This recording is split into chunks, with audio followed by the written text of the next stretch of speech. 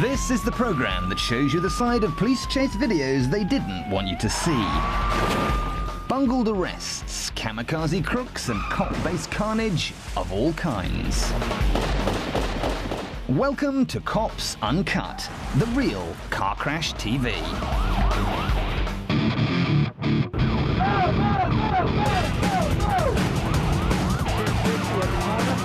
On my way.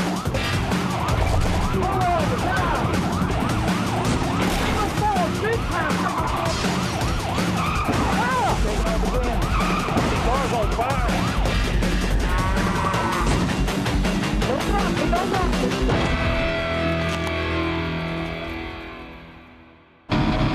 Coming up on Cops Uncut, some proper off-road recklessness, 50,000 volts for this frying felon, and a suspect shows some suspect driving skills. 260 at the corner. On my way. Sometimes on Cops Uncut there's no gunfire, no high speed, and in this case only half a car. The slow coach in this pensionable Dodge pickup is attempting to escape from the LAPD in what has to be the least spectacular chase ever. Even in the days of the horse and cart, highway pursuits were more exciting than this. The cops, to their credit, have tried just about everything to liven things up, including blowing out the guy's front tires with a spike strip. But still, the snail-like suspect plods on. Presumably no one's thought of simply walking up to the truck and confiscating the keys. As the day wears on, even the suspect gets bored. He manages to speed things up immeasurably just by climbing out of his bucket of bolts and running away on foot. He soon gets lost and has to ask random bystanders for directions. But it's not long before the hapless hooligan finds himself running straight back into the arms of the cops, literally. But even a fine flying tackle like this one can't make up for the man's earlier coma-inducing dullness. So half the LAPD sits on him just to make sure he never puts anyone through that traffic-based tedium again.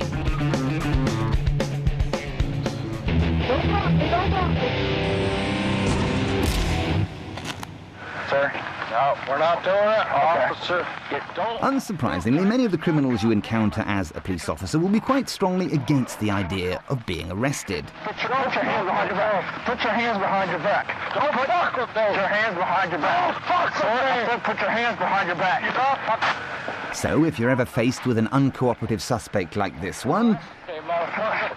Sir? then you could simply shoot him in the back with your 50,000 volt stun gun.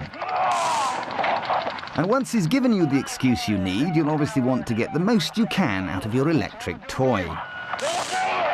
Remember though, it's only fair to give your suspect a bit of advance warning Behind your back, 'cause you're gonna get it again. before you let him have it again. So as long as you let him know what's coming his way, You're gonna get it again. then feel free to carry on doling out those 50,000 volt blasts again and again. On the ground now! No! On the ground or you're getting it again! Fuck it, I'm right here. On the ground! On your stomach now! No! On your stomach! And I'm not gonna tell you again. In fact, as long as you remember to charge your battery, you can just keep on zapping your frazzled suspect till he's been completely crippled by your over-enthusiastic electrocution. And then maybe you can zap him just a little bit more for good luck. You fucking hammer me! Now lay there. Don't move. Don't move. Why are you fucking... Don't move, sir, or you're gonna get it again.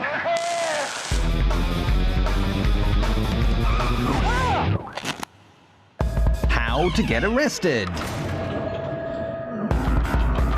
If you're a drunk driver, you've already broken the law. But if you really want to get the cops cross, then what's the best way to go about it? One trick that works a treat is the reversing back into the cop car's bonnet routine. It may not look much, but as far as the cops are concerned, this type of thing is most definitely a no-no. Because here on Cops Uncut, we've seen reverse rear endings like these over and over again. And they'll always bring the driver of the squad car and all his mates down on your ass in a big blue scrum.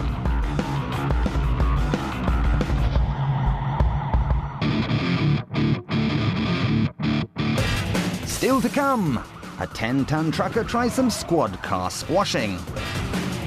A bad guy gets bowled over on the lawn.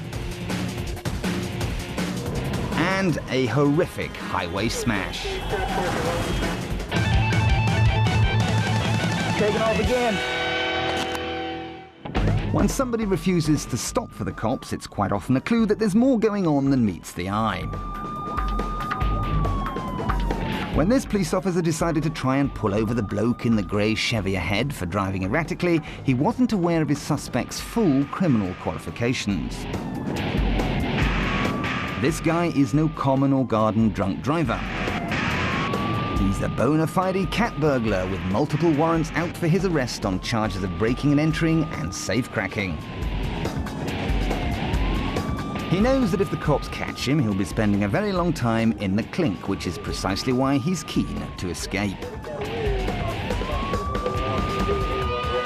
But his desperation is clearly hampering his ability to control his car.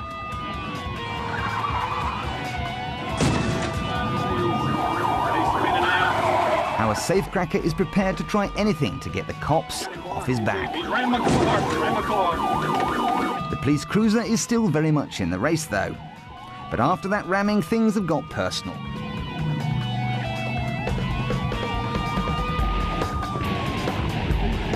Now even more squad cars join in.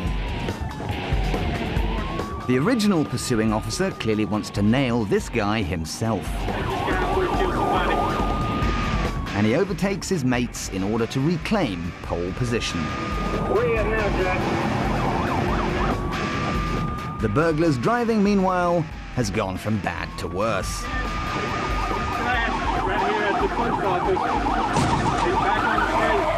As well as the odd unscheduled detour, this guy isn't averse to driving straight through junctions without stopping.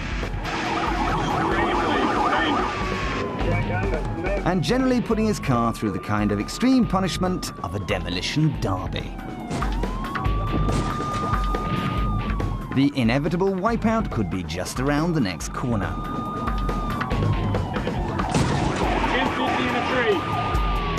The robber legs it as fast as his little feet will carry him. But the officer on the receiving end of that earlier ramming takes off after him. And it's not long after his run-in with this tree that the bungling burglar runs out of luck completely.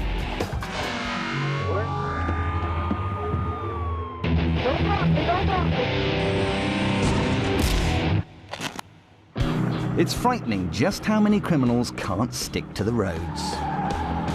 In the heat of a chase, many crooks temporarily forget which surfaces are meant to be driven on and which aren't.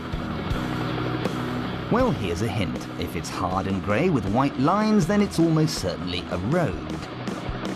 But if it's soft green and covered with daffodils, then it's likely to be someone's front garden. Although it could be a grass verge, a farmyard, or a cricket pitch. All these terrains are entirely unsuitable for the average American motor car. Because while your tires are designed to grip the tarmac, helping you to keep going in your desired direction, driving over vegetation can have less predictable results. The poor steering control demonstrated by the off-roading criminal results in his inability to navigate safely around the large, house-shaped object ahead.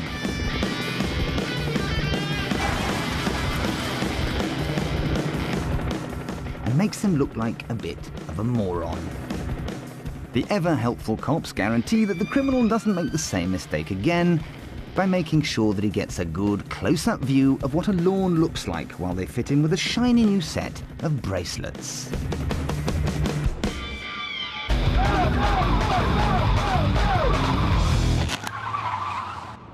This lady has been stopped by a female officer for a minor traffic offence. Now, we all know that women drivers come in for a bit of bad press, all of which is, of course, entirely unfounded. Tonight, though, one female driver isn't just going to live up to that reputation, she's going to blow it sky high. The surprise is, it isn't the lady in the car ahead. In fact, it's a completely different, completely drunk woman in this car here, who's heading in completely the wrong direction towards completely the wrong type of vehicle. This pair of petrol tankers here. 42, start towards the rolling traffic hazard. We got a call for DWI. Watch again as the woman's car smashes head-on with the tanker on the right. The incident could have been a whole lot worse. Even with the full force of the crash, the tanker stays upright, somehow managing to avoid blowing up and killing everybody in a 20-mile radius. And thanks to the lousy driving skill of the lady in this SUV, the female officer and her mates are close enough to rush in and take control. So it's clear that some women really are very bad drivers. But sometimes bad women drivers are actually quite good to know. And some women police drivers are very good to have around when the going gets particularly bad.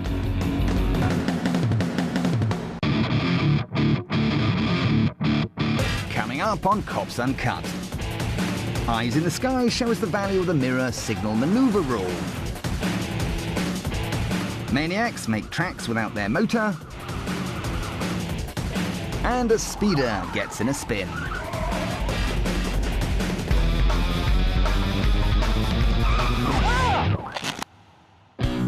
Keen viewers will already be familiar with the hilarious hijinks caused by the many drunk drivers we'd featured on the show. But a drunk in a car is one thing. When the vehicle in question is a thumping great semi-articulated lorry, well, you can imagine what the consequences might be. Except that because this is Cops Uncut, you don't have to imagine anything, because we've got it all on tape. This prang is no accident. The legless lorry driver doesn't like the fact that the cops are trying to cage him in and decides to throw his not inconsiderable weight around. But that little nudge is only the beginning. When he comes back for more, it's clear that the situation is dissolving into an uncontrollable alcohol-fueled orgy of dodgems. Instead of doing their jobs properly and actually trying to stop the raging man and his big rig, the cops just sit around and watch. Indeed, the cowardly cop whose dash cam we're viewing the carnage from actually retreats to what he thinks is a safe distance. But when he gets a civilian vehicle rammed in his face, he realizes he hasn't run away quite far enough. Seemingly unstoppable, the devastation continues with another crushing shove.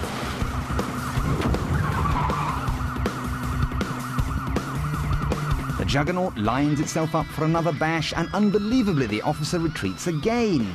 If he backs away anymore, he'll end up in the next state. Apparently the cop finally finds the courage to leap into the action.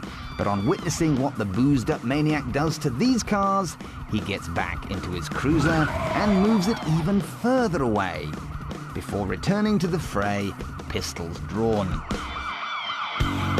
Understandably, the cops are more than a little teed off by the amount of damage this crazy trucker has caused to police property. So they unleash some whoop-ass of their own. Except that they don't shoot the driver. With uncharacteristic restraint, they shoot the rig's engine.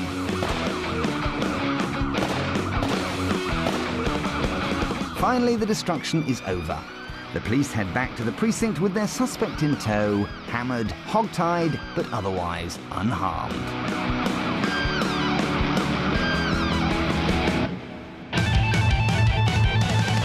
Taking off again. The car thieves in this stolen Oldsmobile Cutlass are about to provide us with a very good example of the 3 strikes and you're out rule. They breeze straight over this first intersection without stopping, and come out on the other side completely unscathed. The suspects then weave nimbly through the stationary traffic at a second busy junction, and shoot through a red light. Once again, they make it look so easy and come through without a scratch.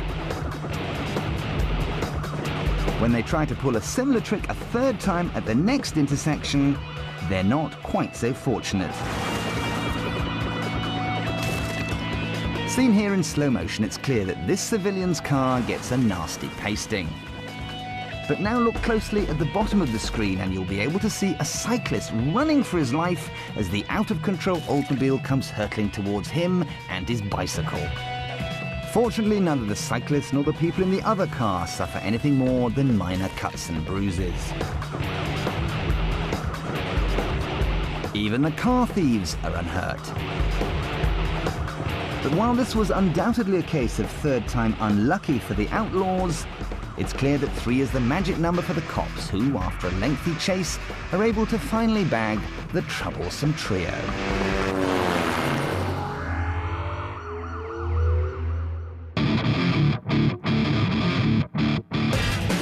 Still to come.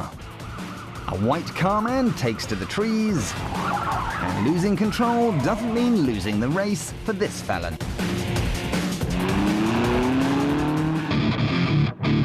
Police Academy, Lesson 13, Sirens and Lights.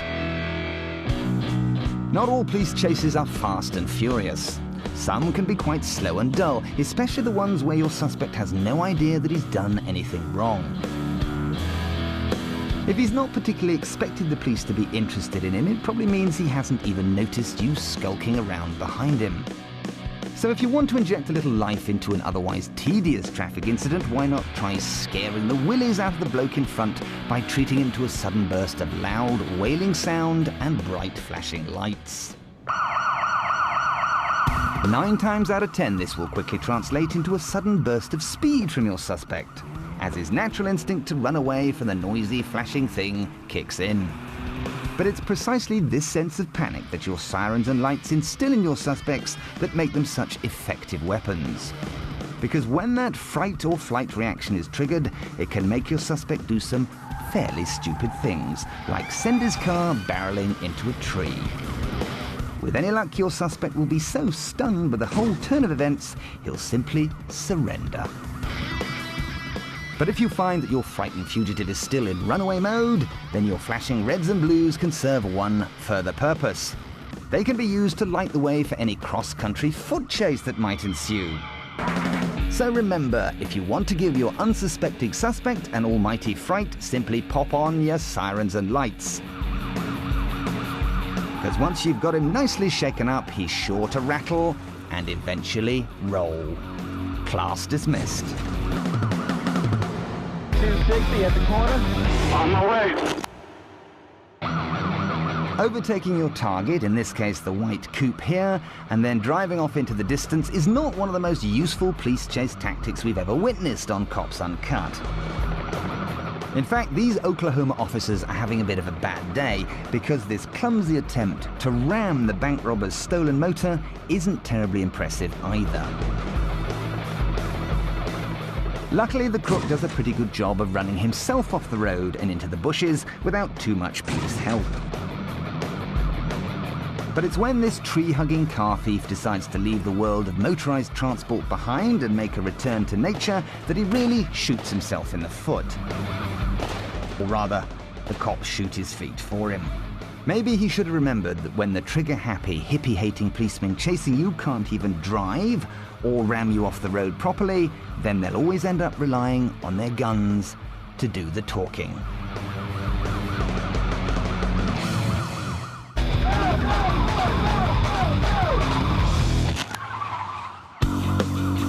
This nighttime Ohio chase starts off just like many others. The police are trying to pull over the stolen Hyundai ahead without a great deal of success. They try a half-hearted box maneuver in the vain hope that this might persuade the driver to come to his senses. Instead, the suspect puts some distance between himself and the cops. For a while, all the patrolman can do is sit and stare at the fugitive's taillights, wondering what to do next. Then an unexpected guest joins the party. Motivated by some misguided sense of truth, justice, or the American way, this civilian decides to try his hand at little law enforcement of his own. He speeds up, squeezing between two cars. And once he's in the lead, our vigilante slams on his brakes, apparently inviting the crook to crash into his rear. When the suspect manages to swerve out of the way, the daring driver tries the exact same stunt again. And again. And again. For a while, the two civilian vehicles battle it out amongst themselves. The cops seem content just to sit and watch the action without lifting a finger. The have-a-go heroes' unsanctioned actions might be brave, but they're also highly irresponsible, not to mention totally illegal. But despite the fact the police are supposed to treat such behavior extremely seriously, none of the squad cars involved seems prepared to intervene. It's not until the car thief takes a surprise turning off the highway down a slip road that the renegade civilian is finally removed from the equation. Now at least there's only one crim for the cops to deal with.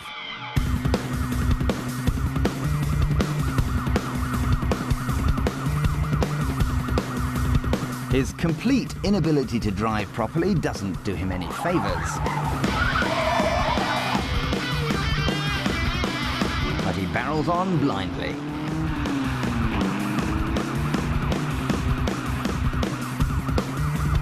The cops seem incapable of doing anything to stop him, and the chase carries on for an absolute eternity, and eventually the car thief gets so bored that he bails out of his motor.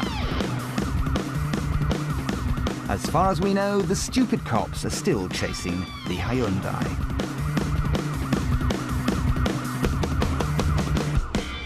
.260 at the corner. On my way. Congratulations, folks, you made it to the end of the lesson. In your test next week will be how best to avoid cars at intersections, what to do when told to stay down, how to get crushed by the cops, how to distinguish between a road and a front garden, and how to avoid getting pushed into a forest by the fuzz. Be careful out there.